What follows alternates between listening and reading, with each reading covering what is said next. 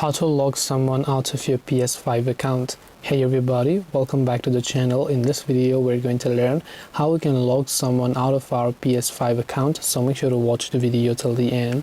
Now if you want to log someone out of your PS5 account, go to playstation.com and log into the account, right? So once you log into your account, tap on your profile icon from the top right and simply go to account settings.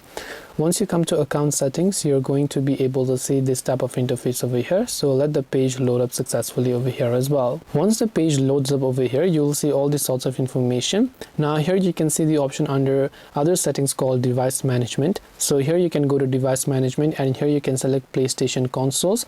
So once you select PlayStation consoles there, you'll find the option to deactivate all of the account that is logged in using your PlayStation account. So just go ahead and enter your password and then make sure to continue it.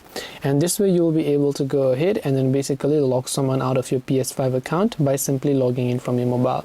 Hope this video was helpful. If you have got any questions, feel free to leave them down below. Thank you for watching till the end and see you soon in the next video.